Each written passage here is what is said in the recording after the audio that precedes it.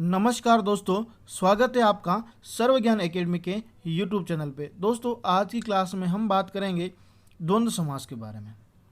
दोस्तों, द्वंद्व समास क्या होता है, उसकी परिभाषा क्या होती है, उनके उदाहरण कैसे होते हैं, इन सब के बारे में विशेष रूप से चर्चा करेंगे। उससे पहले आप हमारे चैनल पर नए हो तो हमारे चैनल को सब्सक्राइब कर ले, साथ में बेल आइकन को प्रेस करना ना भूलें ताकि हमारा जो लेटेस्ट अपडेट है वो आपको मिल सके।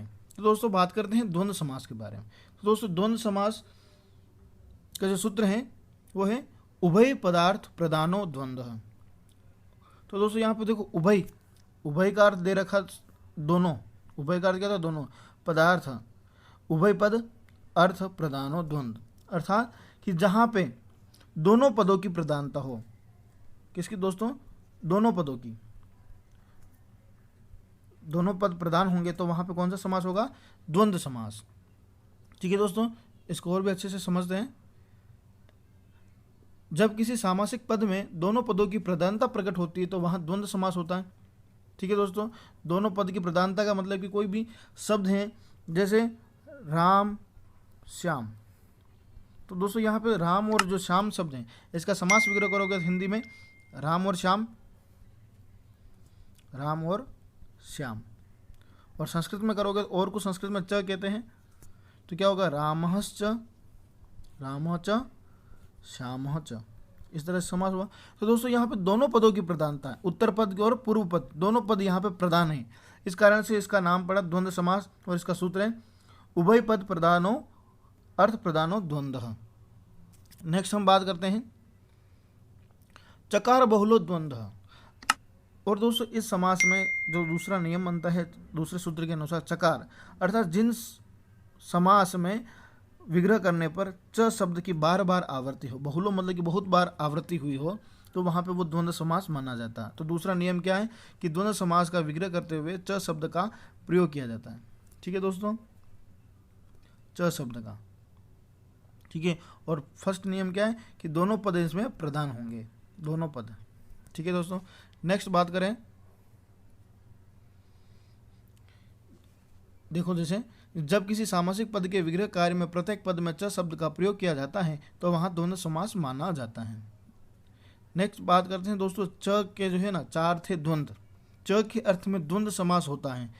तो समास विग्रह में च, तो समास इन शब्दों की पहचान करनी हो तो दोस्तों क्या होगा कि इन शब्दों में च शब्द का बार बार प्रयोग किया होगा। अब दोस्तों, यहाँ पे बात करते हैं च के कितने अर्थ हैं। तो दोस्तों, यहाँ पे संस्कृत में च अर्थ में द्वंद्व समास होता है।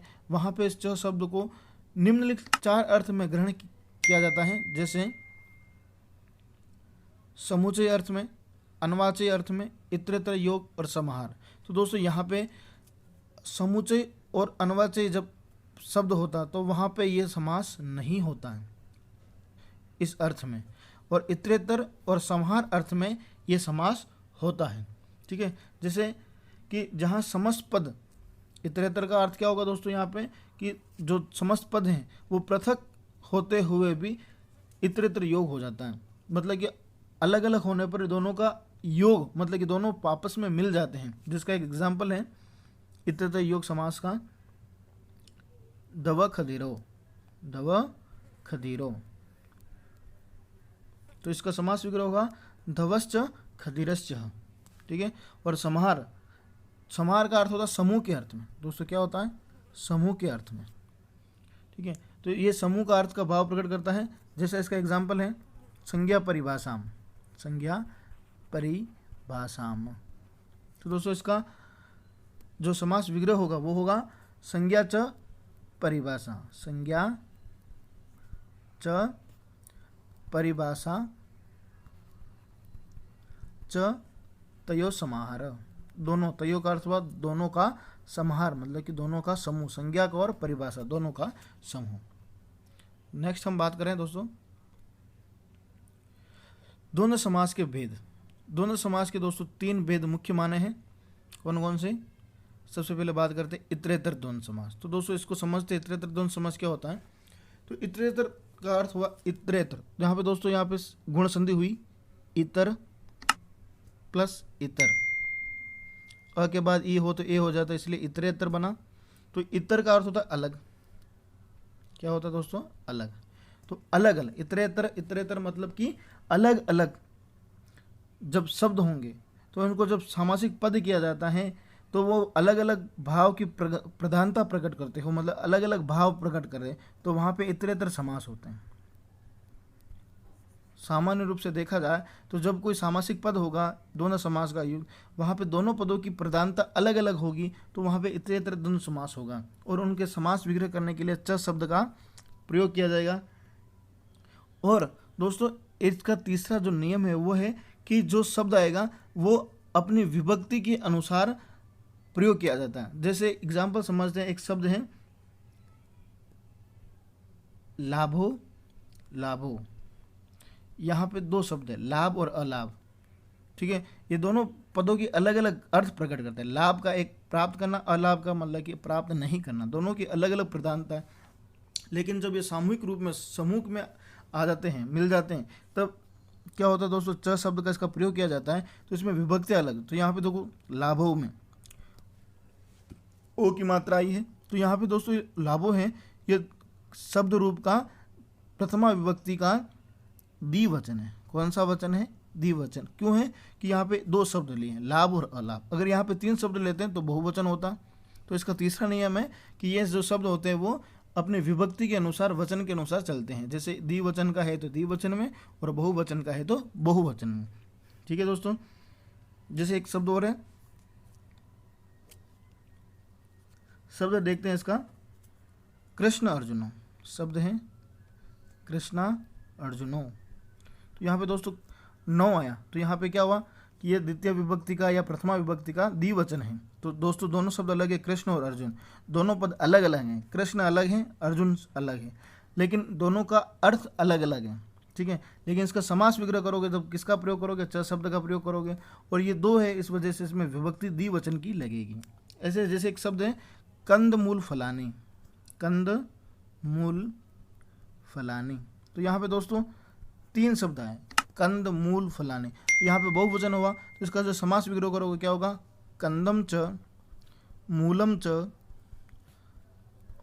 और फलम च, ये इसका समास विग्रह। तो दोस्तों यहाँ पे देखो 3 बार च शब्द का प्रयोग किया गया, और यहाँ पे फलानी शब्द नी की मात्रा छोटी इसलिए लगाई है कि ये 3 शब्द इसलिए बहुवचन। जैसे फल शब्द का ये नपुंसकलिंग शब्द है, तो नपुंसकलिंग शब्द का बहुवचन क्या होता है, फलम फले फलानी। तो इस प्रकार यह शब्द बना। अब जैसे दोस्तों इसके एग्जाम्पल समझते हैं, उससे पूर्व नेक्स्ट बात करते हैं समाहार द्वंद्व समास की। अब दोस्तों समाहार द्वंद्व समास क्या कहता है कि समाहार का अर्थ अभी हमने बताया था कि समूह के अर्थ में, कि दोनों पदों की अलग अलग प्रधानता होने के बावजूद भी ये पद समूह का बोध कराता। ऐसे शब्द जो समूह का बोध कराया हुआ समाहार द्वंद्व समास होता है, ठीक है दोस्तों। नेक्स्ट बात करते हैं एक शेष द्वंद्व समास। एक शेष द्वंद्व समास का अर्थ होता है कि किसी शब्द तो दोनों अलग अलग होंगे लेकिन जो विशेषता आएगी वो एक की आएगी। जैसे शब्द दे लेते हैं रामो शब्द है, यहाँ पे शब्द तो रामो एक हैं, लेकिन यह इसका समास विग्रह करोगे जब 2 आएगा, रामः च, रामः च, क्योंकि द्वितीय विभक्ति के और प्रथमा विभक्ति का द्विवचन है, इसलिए यहाँ पे 2 व्यक्ति हुए, राम च राम च। उसी प्रकार शब्द है तव शब्द है, तो यहाँ पे तव भी क्या होगा, सह च, इस तरह से। तो एक से द्वंद्व समास का अर्थ ये हुआ कि शब्द तो एक होगा लेकिन उसका समास विग्रह करोगे जब वो शब्द 2 भागों में बढ़ जाएंगे।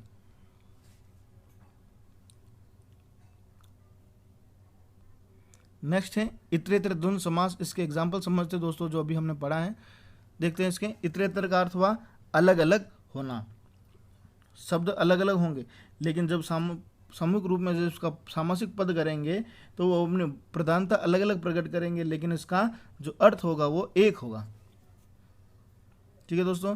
जैसे राम लक्ष्मणों शब्द, यहाँ पे दोस्तों राम लक्ष्मणों शब्द अलग अलग है, राम अलग है, लक्ष्मण अलग है, ठीक है। तो यहाँ पे इसलिए 2 है, इसलिए यहाँ पर द्विवचन का प्रयोग किया। तो समास विग्रह करोगे क्या होगा, रामः च लक्ष्मणः च। उसी प्रकार राम भरत लक्ष्मणा, तो यहाँ पे 3 व्यक्ति हैं। तो यहाँ पे देखो रामः रामो रामा, रामा बहुवचन होता है, उसी प्रकार लक्ष्मणा बहुवचन होगा, तो ये बहुवचन में प्रयोग हुआ तो क्या होगा, रामः च भरत च लक्ष्मणः च। इसी प्रकार नेक्स्ट है सुरा सुरो, तो सुर और असुर, सुरः च असुरः च, दो व्यक्ति इसीलिए औ की मात्रा लगी। कृष्ण अर्जुनो, कृष्ण च अर्जुन च। कंद मूल फलानी, कंदम च मूलम च फलम च। धर्मार्थ काम मोक्षा, तो यहाँ पे दोस्तों चार शब्द हैं, धर्म अर्थ काम मोक्ष, तो ये बहुवचन में हुआ, तो धर्मः च अर्थः च कामः च मोक्षः च। इसी प्रकार झायापति, ये बड़े इंपॉर्टेंट शब्द हैं, झायापति दंपति जमपति, तो झाया का अर्थ होता है पत्नी, पति अर्थात पति, तो झाया च पति च। माता पितरों और पितरों, तो दोस्तों ये एग्जाम में अधिकतर ये शब्द पूछा जाता है, पितरों शब्द का समास विग्रह होगा, तो क्या होगा, पितरों शब्द हैं तो यहाँ पे क्या होगा, माता च पिता च। तो इस प्रकार ये द्वंद्व समास के एग्जाम्पल हुए। नेक्स्ट हम बात करेंगे दोस्तों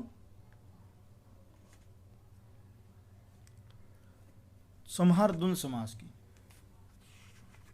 समाहार द्वंद्व समास क्या होगा कि यहाँ पे पदों की अलग अलग प्रधानता होगी, दोनों पद अलग अलग होंगे, लेकिन ये समूह को प्रकट करेंगे। किसको दोस्तों, समूह को, ठीक है। और इसके जो समास विग्रह करने पे जो शब्द का प्रयोग किया जाता है वो समाहार का किया जाएगा, समाहार समास है, द्वंद्व समाहार। और इसके जो शब्द बनेंगे वो नपुंसक लिंग के बनेंगे, नपुंसक लिंग में प्रयोग किए जाते हैं।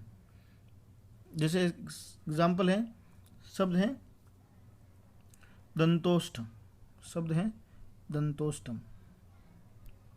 यहाँ पे दोस्तों दंत और ओष्ठ समूह को, ये समूह में विभक्त है, इस वजह से समान अर्थ में से क्या होगा, समास विग्रह दंतोष्ठ ओष्ठश्च, तो क्या होगा दंत, तो दंत यहाँ पे दो तो बहुत सारे होते, तो विभक्ति क्या होगी बहुवचन की, तो दंताश्च। ओष्ठ तो ओष्ठौ च, ओष्ठौ च, होठ दो होते इसलिए औ की मात्रा लगी, ओष्ठौ च, ठीक है। इसके एग्जाम्पल देखते हैं। शब्द है पाणिपादम, ये इस शब्द का बड़ा ही इंपॉर्टेंट शब्द है पाणिपादम। पाणी का अर्थ होता है हाथ, पादम अर्थ पैर, यहाँ पे दो शब्द है, तो क्या होगा पाणि च पादौ च, ठीक है। दंतोष्टम या दंतोष्ठम, तो दंताश्च ओष्ठोश्च। रथिकास्वरोहम, तो रथिकाश्च और अश्वरोहश्च, रथ पे बैठने वाला और अश्व को आरोहण करने वाला। मित्रावरुणो शब्द है दोस्तों, मित्रावरुण, तो यहाँ पे देखो दोस्तों इसका समास विग्रह करोगे तो क्या होगा, मित्रश्च और वरुणश्च, ये शब्द हुआ।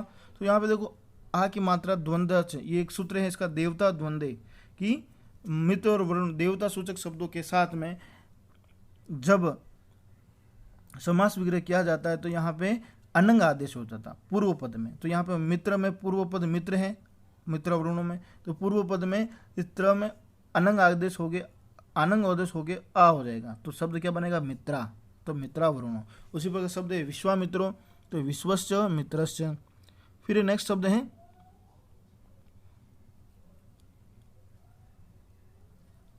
अग्निवरुणों, शब्द क्या है दोस्तों, अग्निवरुणों,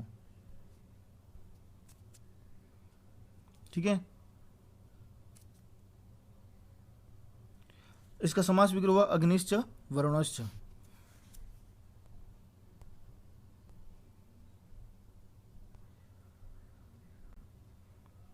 अग्निश्च वरुणश्च, इसका समास विग्रह। तो दोस्तों यहाँ पे क्या होता है कि जब अग्नि शब्द के साथ में देवता सूचक शब्दों का प्रयोग किया जाता है तो यहाँ पे जो अग्नि शब्द में ई की जो मात्रा है वो जो छोटी वो दीर्घ हो जाती है, तो यहाँ पे अग्नि में ई दीर्घ है, तो अग्नि वरुणों शब्द बना।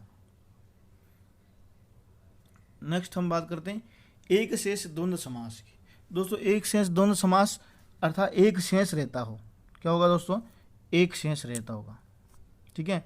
तो जैसे शब्द मैंने अभी आपको बताया था, जैसे शब्द है रमे, यहाँ पे रमे आपको पता है कि रमे शब्द में एक शेष द्वंद्व समास क्यों है कि यहाँ पे रमा जो शब्द है वो प्रथमा विभक्ति और द्वितीय विभक्ति का द्विवचन है, तो यहाँ पे क्या होगा समास विग्रह रमाच रमाच, ठीक है। इसके एग्जाम्पल समझते दोस्तों, रामो यहाँ पे दोस्तों रामो जो शब्द आया है वो रामो में देखो ओ की मात्रा है। किसकी मात्रा है? ओ की। तो यहाँ पे रामो जो शब्द हैं वो क्या होगा? प्रथमा विभक्ति द्वितीय विभक्ति का द्विवचन, इसीलिए आया दो शब्द रामहच रामहश्च। उसी प्रकार रमे है तो रमाच रमाच। फल है शब्द हैं तो फलम च फलम च। अब शब्द फलानी तो ये बहुवचन है तो फलम च फलम च फलम च शब्द बनेगा। उसी पर शब्द है पुस्तके तो क्या होगा? पुस्तकम च पुस्तकम च। उसी प्रकार शब्द है तव शब्द, तो यहाँ पे दोस्तों तव है तो यहाँ पे दो जन है तो एक हो जा। यहाँ तो आप शब्द का प्रयोग इस तरह कर सकते हो, यहाँ तो यहाँ पे स च लिख सकते हो या रामहश्च स च। इस प्रकार आप शब्दों का। इसी प्रकार यौ शब्द है, यौ तव इस प्रकार शब्द हैं।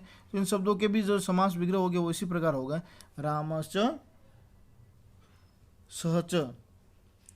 उसी प्रकार शब्द हैं दोस्तों भ्रातृ शब्द है, शब्द है भ्रातृ। अब यहाँ पे दोस्तों भ्रातृ शब्द का समास विग्रह करोगे क्या होगा? भ्रातृ का अर्थ है भाई बहन, तो क्या होगा? भ्राता चा भगिनी च। ठीक है, या स्वसा।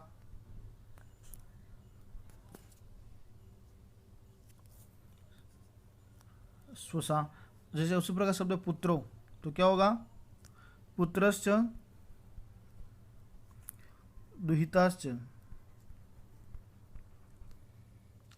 पितरो शब्द का हमने बताया था माता च पिता च, ये इसका सबसे इंपॉर्टेंट शब्द है। पितरो शब्द का समास विग्रह होगा तो यहाँ पे पितरो शब्द का समास विग्रह है माता च पिता च। ठीक है, उसी पर शब्द है मयूरो। तो दोस्तों यहाँ पे मयूरो शब्द है, यहाँ पे मयूरो च मयूरो नहीं होगा। यहाँ पे दोस्तों ये क्या है कि पुमान स्त्री पुल्लिंग और स्त्रीलिंग शब्दों का बोध कराते हैं। तो यहाँ पे मयूरी क्या होगा? मयूरी मयूरी च मयूरश्च। उसी पर शब्द छात्रों तो क्या होगा? छात्राश्च